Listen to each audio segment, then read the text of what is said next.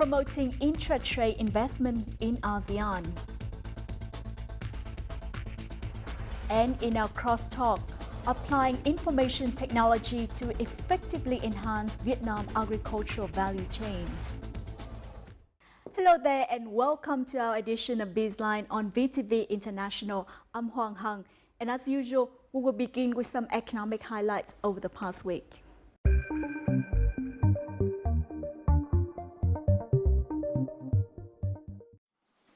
The economic ministers of the Association of Southeast Asian Nations, or ASEAN, met on Tuesday in Da Nang in the framework of the 26th ASEAN Economic Ministers meeting. Promoting intra-regional trade and investment for a cohesive, proactive ASEAN is one of the priorities of Vietnam's 12 initiatives that are highly appreciated by ASEAN economic ministers. Economic ministers of ASEAN member countries discussed how to build a common standard for goods between ASEAN countries, facilitate circulation, and build the supply chains of ASEAN.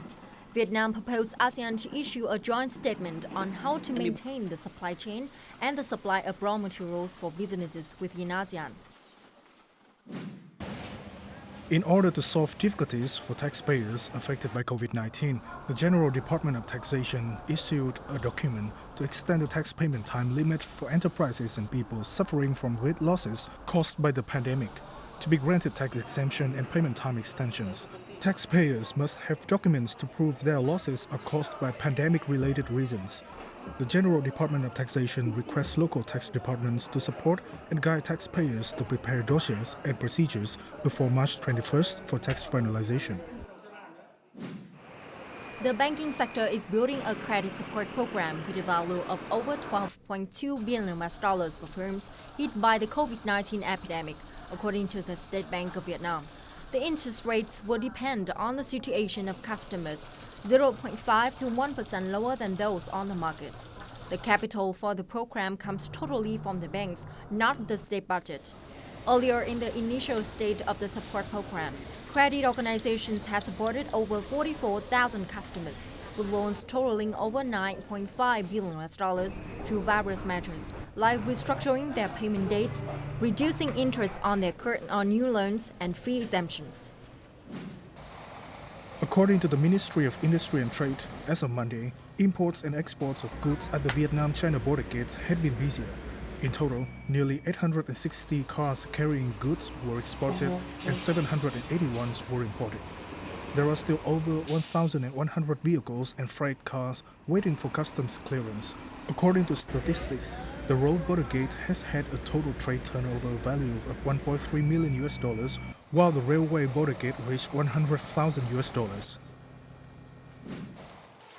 While many businesses are facing production stagnation due to a lack of raw materials during the COVID-19 epidemic, food processing enterprises are increasing their productivity to satisfy the surge of orders. Demand is rising for long shelf-life products such as processed meat and canned food. Notably, orders for instant noodles have increased by 50% for both the domestic market and export. According to the Ho Chi Minh City Food Association, in the first 2 months of the year, production of food processing enterprises has risen by 20% on average year-on-year. The sector is forecast to witness a growth rate of 10% this year. The Vietnam Directorate of Market Surveillance under the Ministry of Industry and Trade recently issued decision number 368 on the establishment of the Working Team on E-commerce, or Team 368, with the task of advising and assisting the Director in e-commerce management. Team 368 will inspect, control and urge compliance with legal provisions on trade nationwide. The team is also responsible for coordinating the inspection and handling of cases or transferring documents to agencies and functional forces to handle cases and violations related to activities of market management in e-commerce. Investment in Vietnamese startups is growing sharply, with millions of dollars pledged in 2019 and the first 2 months of 2020, according to Singaporean venture capital firm Central Ventures. Its report pointed out that Vietnam saw the highest increase in shares in the region, from 4% of investment in Southeast Asia in 2018 to 18% last year, after surging from $284 million to $741 million. This was attributed to more late-stage companies. Growing investment will nurture promising Vietnamese startups in line with the government's strategy to create at least $5 billion tech firms by 2025 and 10 by 2030. Those are some highlights in Vietnam's economic scene over the past week. Up next, we will delve into how Vietnam can enhance its agricultural value chain through the application of information technology in our crosstalk.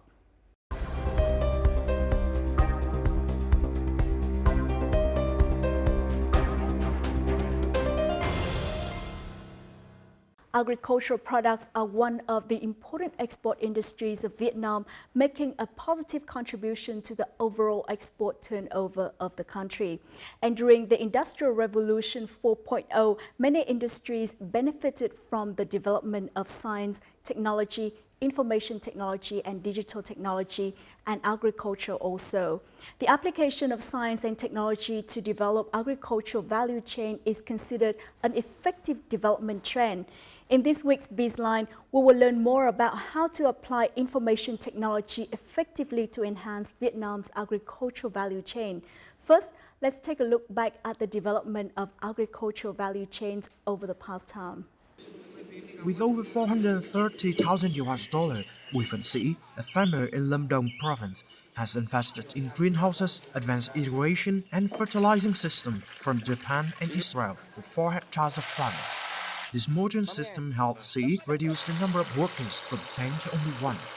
Now he only needs to press the button and the machine will do all stages, from watering to fertilizing. Tôi đầu tư là cái công nghệ mét vuông của Netafim của Israel, tức là mình tưới bằng nhỏ giọt là không có tốn công. Thì cây hoa mình nó chất lượng hơn, mình phun như thế, tức là nó phân bố đều hơn cái thủ công. Thanks to the system, Sĩ flowers are less affected by hail or pest, remain fresh longer and favored by many short greens and tight leaves. Each hectare of flowers brings him revenue of $86,000 or $30.1 thousand in profit. Sĩ đã mạnh dạn chủ động sản xuất những cái cây giống có thể là sản xuất được tại chỗ như cây giống cúc, giống cầm chướng thì anh cũng là mạnh dạn đầu tư theo cái hướng công nghệ cao, tăng cái chất lượng cây trồng lên. More creatively, the farmer Minh Trí in Xuân Thọ Comment has built a shade house with 2 layers of net, including a foldable black net that can be used in strong sunlight. She also set up drip irrigation system close to each flower stem, and most notably, growing flowers and nanotech processed coconut fiber instead of soil. Sơ dừa là đất nó tơi xốp, nó giúp cho cái cây tăng trưởng nhanh. Cái hệ thống tưới này á, mình đỡ tốn nhất là công lao động. Phân hòa tan bây giờ nó rất là đều, nó thẩm thấu trong đất nhanh, nó rất là có tác dụng với cây rất là tốt. With total annual revenue of nearly $170,000 per hectare, his lily farm was chosen as the model of high-tech agriculture. Dozens of farm owners have learned from this smart cultivation model and achieved great success. We have invited to our studio today Dr. Đào Thế Anh, Vice President of the Vietnam Academy of Agricultural Sciences, to discuss about the development of Vietnam agricultural value chain by applying information technology. Rất cảm ơn ông đã dành thời gian tham gia chương trình ạ. Vâng, xin kính chào quý vị khán giả. Trước tiên, xin ông có thể nêu ra được những lợi ích trong việc áp dụng công nghệ thông tin đối với ngành nông nghiệp nói chung cũng như là việc phát triển chuỗi giá trị nông sản và thực phẩm. Để nói là hiện nay thế giới đang bước vào cái cuộc cách mạng công nghiệp 4.0. Nó liên quan đến vấn đề kết nối Internet vạn vật cũng như là áp dụng công nghệ số trong các lĩnh vực của nền kinh tế. Thì riêng đối với nông nghiệp thì việc ứng dụng công nghệ thông tin và công nghệ số ấy, thì có vẻ là chậm hơn các cái lĩnh vực khác. Tuy vậy thì nó cũng có rất nhiều cái tiềm năng. Hiện nay thì chúng ta đang biết là nông nghiệp của chúng ta, như của Việt Nam cũng như nhiều nước trên thế giới là đang có những cái khó khăn. Đặc biệt là chúng ta sử dụng quá nhiều các cái vật tư đầu vào, như là phân bón, rồi thuốc trừ sâu, rồi nguồn nước, lao động vân vân. Và như vậy là cái việc mà ứng dụng công nghệ thông tin ấy, nó sẽ cho phép là chúng ta là thông qua cái gọi là nông nghiệp chính xác, cho phép là giảm tối ưu hóa cái việc là sử dụng các cái nguyên liệu đầu vào và có thể giúp là giảm cái giá thành sản xuất và cũng như là đảm bảo cái tính bền vững, sử dụng ít nước hơn, ít lao động hơn, ít ô nhiễm môi trường hơn vân vân. Thì đấy là một cái tác dụng khá lớn. Vấn đề thứ hai nữa là nông sản thì hiện nay là cần phải bán. Và đặc trưng của Việt Nam, nông nghiệp Việt Nam ấy là chủ yếu làm ra để bán. Và muốn bán được thì cần phải rất minh bạch thông tin, đặc biệt là về an toàn thực phẩm, về chất lượng, từ khâu sản xuất cho đến qua các cái khâu trung gian đến tận người tiêu dùng. Và tất cả các thông tin cần phải minh bạch, thì cái sự hỗ trợ tham gia của công nghệ thông tin, công nghệ số sẽ giúp cho cái việc minh bạch đấy rất là tốt. So với trước đây là chúng ta làm truy xuất nguồn gốc thì toàn phải ghi bằng chép bằng giấy tờ sổ sách, rất là mất thời gian và mất rất nhiều lao động và không hiệu quả. Thì như vậy là công nghệ thông tin có thể góp phần giải quyết những vấn đề đấy, và chúng tôi nghĩ là hoàn toàn là sẽ đóng góp vào cái việc là gia tăng cái giá trị gia tăng và thu nhập của người sản xuất. Ông có thể cho biết ứng dụng công nghệ số trong nông nghiệp, đặc biệt là trong các dịch vụ hỗ trợ như là logistics ở Việt Nam thì đã đạt được bao nhiêu %? Đối với Việt Nam thì việc ứng dụng công nghệ thông tin trong cái chuỗi giá trị nông sản cũng như là và chuỗi giá trị nông sản thì nó không phải chỉ có khu vực sản xuất mà nó có các cái khu vực về chuỗi như là công nghệ sau thu hoạch, rồi phân phối, kho bãi, tất cả những cái việc kết nối như vậy nó rất nhiều cái chủ thể tham gia, rất nhiều doanh nghiệp, hợp tác xã tham gia, và nó cần cái sự kết nối, và kết nối thì với sự trợ giúp của công nghệ thông tin thì sẽ rất là tốt. Đấy là xu hướng của thế giới. Tuy nhiên ở Việt Nam thì hiện nay vấn đề này cũng đang còn mới, chưa các doanh nghiệp cũng chưa sẵn sàng, và cái tỷ lệ ứng dụng đang còn rất ít và nó mới mang tính là thử nghiệm. Mắt xích nào trong chuỗi giá trị hiện nay thì sẵn sàng nhất cho việc áp dụng công nghệ thông tin và công nghệ số thưa ông? Thực ra để ứng dụng công nghệ thông tin ấy, thì chúng ta tất cả các cái tác nhân phải đồng bộ, sẵn sàng để áp dụng công nghệ thông tin thì nó mới có một cái chuỗi thông tin nó hoàn chỉnh từ người sản xuất cho đến tận tiêu dùng. Tuy vậy thì hiện nay là đối với khâu sản xuất thì hiện nay chúng ta thấy là chủ yếu là các hộ nông dân nhỏ và các hợp tác xã, thì cái tính gọi là sẵn sàng là khó khăn. Nhưng mà khâu phân phối, khâu chế biến, các doanh nghiệp chế biến là có các doanh nghiệp lớn, rồi khâu phân phối như là các siêu thị hoặc là các cái công ty dịch vụ hỗ trợ như là kho lạnh, logistics lớn ấy, thì đấy là những cái doanh nghiệp và họ có tiềm năng mà phải hợp tác với nông dân và các hợp tác xã để hai bên đều sẵn sàng cung cấp thông tin, nông dân cũng có thể cung cấp được thông tin, thì như vậy nó mới có một cái chuỗi thông tin để có thể minh bạch. Vì người tiêu dùng ấy, người ta cần là thông tin từ tận người sản xuất, tức là xem là sản xuất ra quả xoài thì làm như thế nào, có mất an toàn thực phẩm hay không, chất lượng ra làm sao. Vì thế là chúng tôi nghĩ là ở đây để mà áp dụng được là cần phải có cái sự liên kết giữa các cái rất chặt chẽ giữa các cái chủ thể. Many businesses are getting involved in the paper processing industry. Vietnam can now produce essential oil and purine from paper, which can be used for cosmetic and pharmaceutical. In the US market, Vietnamese essential oil can cost up to $1,000 per liter. Applying freeze-dry method for the first time in Vietnam, harvested paper can retain its green color and natural flavor. Khách hàng vô cùng là ngạc nhiên và bất ngờ khi nhìn thấy tiêu bình thường là màu đen hay màu trắng, thì bây giờ họ nhìn thấy màu xanh. Giá nó có thể đạt được từ 15.000 đến 18.000 đô một tấn, có nghĩa là nó gấp được 6 đến 7 lần so với hạt tiêu đen. Vietnamese coffee is also experiencing positive changes now that farmers are switching to produce high-quality coffee. After working with people from Sơn La, Điện Biên, A Lưới, Khe Sanh, Đà Lạt, Pleiku and Măng Đen for 5 years, Nguyễn Hữu Long created a high-quality coffee that costs about $8.6 per cup on the domestic market. New coffee products that cost up to hundreds of dollars per kilogram are expected to be launched this summer. Chúng tôi thu hút được rất là nhiều người nước ngoài, nhiều chuyên gia nước ngoài. Tất cả các công ty cà phê nước ngoài họ đều rất là quan tâm và họ đang rất là chờ đợi là chúng tôi sẽ làm ra những cái sản phẩm tốt, và họ sẵn sàng họ bao tiêu, họ thu mua hết tất cả những cái sản phẩm đó. Deep processing is bringing about big improvements to Vietnam's agricultural products. According to the Ministry of Agriculture and Rural Development, 7,500 enterprises in the agricultural, forestry and fisheries sectors are now able to produce 120 million tons of raw materials per year. Việt Nam đạt trình độ rất cao về chế biến thủy sản, và những cái dư địa về cái phân khúc thủy sản ở khu vực châu Âu thì cũng còn đang khiêm tốn ở mức khoảng 17%. Thì đây cũng là một cái nỗ lực cần phải phấn đấu rất cao để chúng ta thấy rằng là chúng ta khai thác tối đa cái lĩnh vực này. The government is focusing on finding ways to improve industries. The processing capacity is too low, such as catfish, high-quality coffee, medicinal mushrooms and ginseng industry. As new generation FTAs are taking effect, deep processing is necessary to increase competitiveness. Được biết, việc xây dựng thành công hệ sinh thái gắn kết giữa nhà sản xuất, hợp tác xã, doanh nghiệp, nhà phân phối và người tiêu dùng với sự hỗ trợ của nhà nước và các nhà khoa học thì nhằm tạo ra một cái chuỗi giá trị có tính kiểm soát chặt chẽ, minh bạch và đồng bộ. Vậy thì ông có thể chia sẻ thêm về chuỗi giá trị này được không? Hiện nay thì cái hệ sinh thái như chúng ta đang bàn ấy, đấy chính là một cái chuỗi giá trị đối với sản phẩm nông sản và thực phẩm. Chuỗi giá trị thực ra ở Việt Nam thì cũng mới bắt đầu, cái khái niệm này mới bắt đầu trong nông sản nông nghiệp ấy, thì mới bắt đầu khoảng độ từ năm sau 2000 trở lại đây, và hiện nay thì cũng bắt đầu phát triển. Đấy.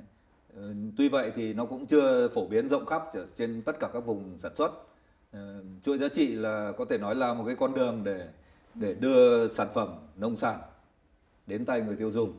Nhưng mà nếu mà chúng ta không tham gia vào chuỗi giá trị thì thường là cái tình cảnh là như chúng ta vẫn thấy là được mùa mất giá, tức là cái giá trị của cái sản phẩm đấy không được công nhận vì người tiêu dùng không biết. Bây giờ tham gia vào chuỗi giá trị để làm nào thì tất cả những cái cố gắng đầu tư của nông dân và cái giá trị thực của cái sản phẩm đấy được lưu thông và đến tận người tiêu dùng, thông tin được đưa đến tận người tiêu dùng, và như vậy người tiêu dùng quyết định là như vậy là đây sản phẩm tốt hơn, chúng tôi sẽ mua với giá cao hơn. Rõ ràng cái chuỗi giá trị là một cái tập hợp các cái thể chế để nó phối hợp với nhau và thông qua các mối liên kết. Và mối liên kết ở đây thì chúng ta thường gọi là hợp đồng. Chúng ta vẫn nghe là hợp đồng nông sản, tức là hợp tác xã thì ký hợp đồng với doanh nghiệp ký hợp đồng với siêu thị rồi đến tay người tiêu dùng. Tuy vậy thì hiện nay là Bộ Nông nghiệp thì có những cái chính sách là chứng nhận các cái chuỗi giá trị mà đạt an toàn thực phẩm. Thì cho đến hiện nay chúng ta cũng có khoảng gần 2.000 chuỗi trên toàn quốc. Tuy vậy thì thực ra cái số chuỗi mà có vẻ hoạt động được một cách có hiệu quả thì cũng mới được khoảng độ 50%. Số liệu này mà so với bức tranh của toàn bộ ngành nông nghiệp Việt Nam thì đang còn rất là khiêm tốn. Chúng ta cần phải tiếp tục phổ biến cái tiếp cận chuỗi giá trị tiếp. Như ông cũng vừa chia sẻ thì việc liên kết tạo ra chuỗi giá trị có ứng dụng công nghệ thông tin thì sẽ có ý nghĩa rất lớn trong cái việc điều tiết cung cầu của nông sản.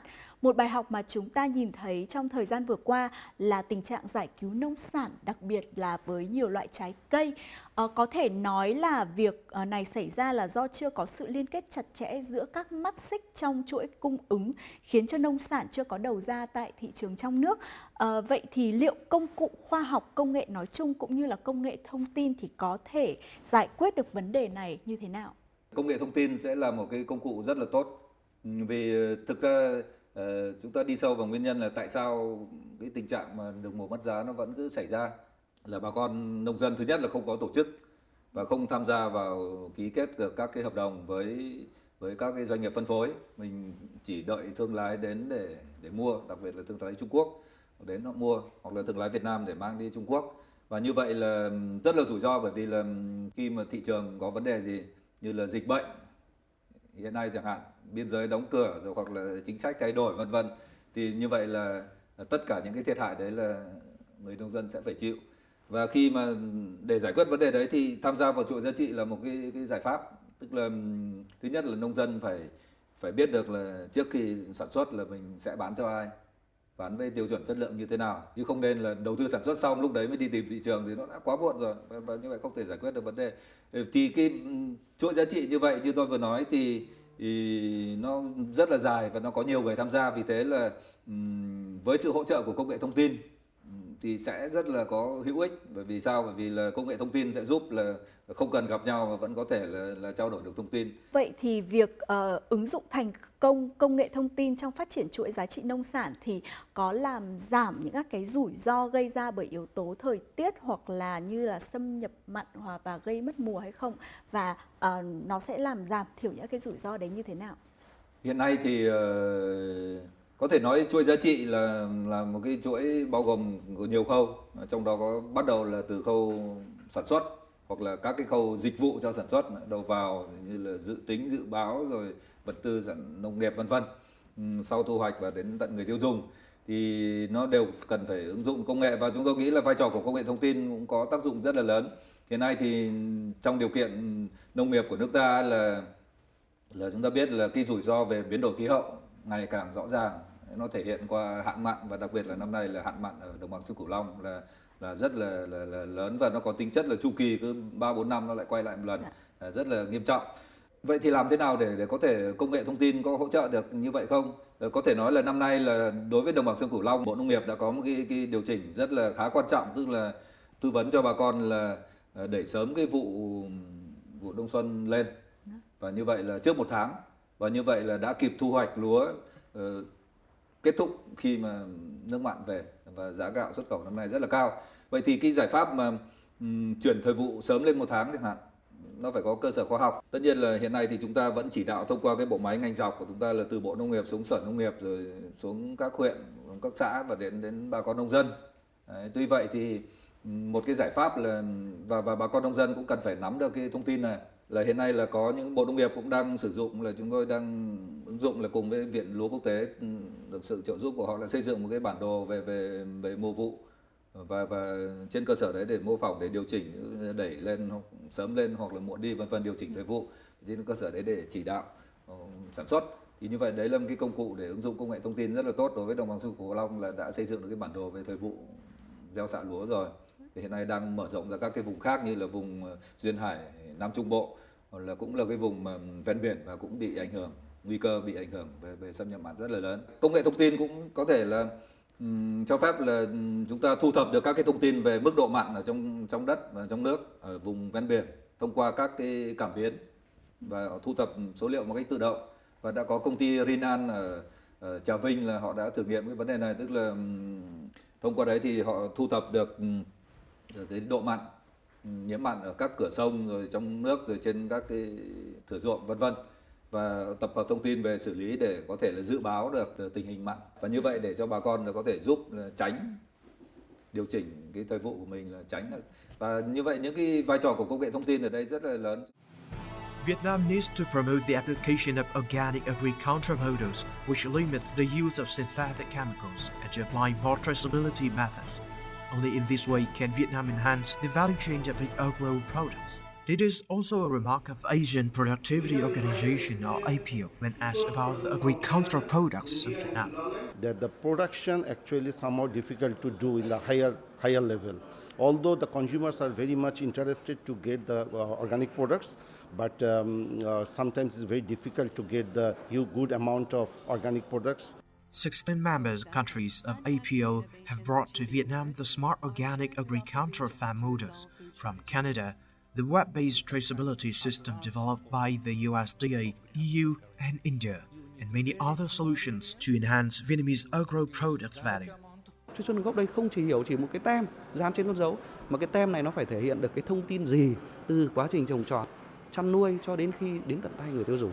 Đối với cả các cái đơn vị chứng nhận, đơn vị ban hành các cái dấu để cho người tiêu dùng biết rằng đây là nông nghiệp hữu cơ, cái sản phẩm này đã được truy xuất nguồn gốc một cách bài bản, chính thống mà được thừa nhận, thì cũng các cái tổ chức mà tham gia cái quá trình chứng nhận thử nghiệm đó cũng phải có các cái năng lực được thừa nhận. According to the General Department of Standards, Metrology and Quality, currently a national traceability data portal is being built. Agro products that meet standards will be recognized not only in Vietnam but also in countries connected with the portal. This will help enhance the value of Vietnamese agricultural products in the context of 16 free trade agreements Vietnam has signed is going to take effect. Theo ông, những hạn chế của ngành nông nghiệp Việt Nam hiện tại là gì, và làm thế nào để chúng ta có thể đẩy mạnh được việc ứng dụng công nghệ thông tin? Hiện nay đối với việc ứng dụng công nghệ thông tin trong nông nghiệp ấy, thì nó có cái hạn chế lớn nhất ấy, tức là so với các lĩnh vực khác như là công nghiệp là vấn đề hầu hết các cái hộ sản xuất là hộ nông dân quy mô nhỏ và tương đối phân tán, và cái tỷ lệ mà tổ chức lại thành hợp tác xã thì đang còn thấp. Ta đang phấn đấu là đến năm 2020 là phải có trên 15.000 hợp tác xã. Thì như vậy là cái mục tiêu này cũng đang còn là phải cố gắng nhiều. Vấn đề thứ hai nữa là muốn ứng dụng được công nghệ thông tin từ khâu sản xuất đến khâu tiêu dùng ấy, thì hộ nông dân cũng phải được có đào tạo và có kỹ năng sử dụng các cái cái thiết bị công nghệ thông tin. Hiện nay thì smartphone, tức là điện thoại di động thì đã tương đối là phổ biến rồi. Tuy vậy cần thêm một số cái kỹ năng nữa để có thể là sử dụng được các cái thiết bị công nghệ thông tin để thu thập số liệu chẳng hạn. Thế thì hiện nay là đang còn yếu. Vấn đề nữa là chúng tôi nghĩ là để mà sử dụng được công nghệ thông tin thì chúng ta phải có cơ sở dữ liệu. Cơ sở dữ liệu phải dạng số. Hiện nay thì chúng ta có rất nhiều thông tin nhưng mà trên giấy nằm phân tán ở tất cả các nơi nên là không được sử dụng. Các doanh nghiệp sản xuất và chế biến nông sản cũng như là các cơ quan quản lý nhà nước thì cần có sự hỗ trợ như thế nào để có thể tận dụng được công nghệ thông tin trong việc phát triển chuỗi giá trị nông sản? Thứ nhất là để mà ứng dụng được thì tôi nói là cần phải sẵn sàng. Hiện nay là đã có một số cái trường hợp thành công là của một số hợp tác xã như là hợp tác xã xoài ở Mỹ Sương ở Đồng Tháp là năm 2018 là họ đã bắt đầu ứng dụng công nghệ blockchain là chuỗi khối vào để truy xuất nguồn gốc cho quả xoài, và sau khi mà ứng dụng xong ấy thì lượng xoài của họ bán ra là không đủ bán, giao bao nhiêu là hết bấy nhiêu, thậm chí không phải chỉ thị trường quốc tế mà chủ yếu là thị trường trong nước. Theo đánh giá của nhanh của một số đơn vị là có thể tăng được cái giá trị 15%. Có một số doanh nghiệp xuất khẩu thanh long cũng đã hợp tác với vùng Bình Thuận để xuất khẩu thanh long ứng dụng công nghệ truy xuất nguồn gốc bằng blockchain vân và cũng khá thành công. Thì tuy vậy thì để mà làm được những vấn đề này thì hiện nay là Việt Nam thì tôi có thấy là về mặt công nghệ thông tin thì đã có khá nhiều các cái doanh nghiệp tư nhân của Việt Nam là cung ứng các cái dịch vụ về công nghệ thông tin về chuỗi khối. Đấy. Và đặc biệt là tập trung ở phía Nam, và tôi cũng nghĩ đã sẵn sàng. Tuy vậy thì vấn đề là các cái doanh nghiệp nông nghiệp hoặc là các hợp tác xã nông nghiệp cần phải được đầu tư. Tôi hy vọng là trong thời gian tới với các cái thay đổi về chính sách ưu tiên hỗ trợ hợp tác xã thì sẽ mở được cái vấn đề vốn. Và vấn đề thứ ba nữa là đối với các hợp tác xã hoặc là các doanh nghiệp nhỏ ấy, các doanh nghiệp lớn thì không nói, họ có chế biến vân thì họ có khả năng tự đầu tư. Các doanh nghiệp nhỏ thì hoặc là các cái hợp tác xã thì cần phải được đầu tư cả về công nghệ, ví dụ như là sau thu hoạch, sơ chế chế biến phải đồng bộ. Thì như vậy là từ cái công nghệ hiện đại đấy thì chúng ta mới có đầy đủ các cái thông tin đạt tiêu chuẩn về an toàn thực phẩm, và với thông tin đấy thì chúng ta mới đưa lên blockchain. Chúng ta hãy nói đến một bức tranh tổng thể hơn. Ở trên thế giới thì có những quốc gia nào đang đi đầu trong lĩnh vực này và Việt Nam có thể học hỏi những gì từ những các cái quốc gia trên? Xu hướng về công nghệ thông tin thì trên thế giới trong lĩnh vực nông nghiệp thì cũng khá nhiều. Thứ nhất là về công nghệ sản xuất ấy, thì chủ yếu là nông nghiệp chính xác và đầu tư trong khâu sản xuất thì chủ yếu là các cái nước lớn, các nước có quy mô trang trại lớn. Tuy vậy thì trong cái lĩnh vực là khả thi nhất đối với Việt Nam ấy là áp dụng truy xuất nguồn gốc, vì nông nghiệp của chúng ta là nông nghiệp thương mại, nông nghiệp làm ra để bán và để xuất khẩu. Nếu mà nhìn trên thế giới thì một số nước ở gần với chúng ta là nó có cái quy mô nông nghiệp là nó gần hơn. Ví dụ như là Nhật Bản, như là Thái Lan, hoặc là Malaysia, hoặc là gần nhất là Trung Quốc. Họ cũng bắt đầu đầu tư cho nhà nước, đã có những cái chương trình khá lớn đầu tư cho công nghệ thông tin và đạt cái kết quả khá tốt. Đặc biệt là Trung Quốc thì hiện nay là họ còn thúc đẩy cái việc ứng dụng thương mại điện tử trong buôn bán nông sản để giúp cho nông dân, và cái ý tưởng của họ ấy, tức là đối với nông dân, đặc biệt là các vùng xa xôi như vùng miền núi vân thì đi lại rất là xa, vận chuyển rất là xa. Thì ứng dụng công nghệ thông tin và thương mại điện tử sẽ là một cái công cụ để rút ngắn cái khoảng cách với các thị trường. Thì như vậy là chúng tôi nghĩ là cũng đã có nhiều nước là có cái chiến lược chung về công nghệ thông tin. Đây cũng là một cái lĩnh vực nghiên cứu mới rất là hay và có thể nói là rất là hấp dẫn đối với lĩnh vực nghiên cứu, là không chỉ riêng các cái nhà nghiên cứu nông nghiệp như chúng tôi mà kể cả các cái doanh nghiệp công nghệ thông tin. Một lần nữa rất cảm ơn tiến sĩ Đào Thế Anh đã tham gia chương trình. Vietnam's agricultural sector has strong potential to maintain its position in the international market. Although facing many difficulties from many objective factors, with the application of information technology, Vietnam's agricultural value chain can still achieve expected results. And that also brings us to the end of our BizLine program. In the meantime, you can log on to our official website at vtv4.vtv.vn or visit our YouTube channel at VTV4Go for more news and updates. Goodbye for now, and thanks for tuning in.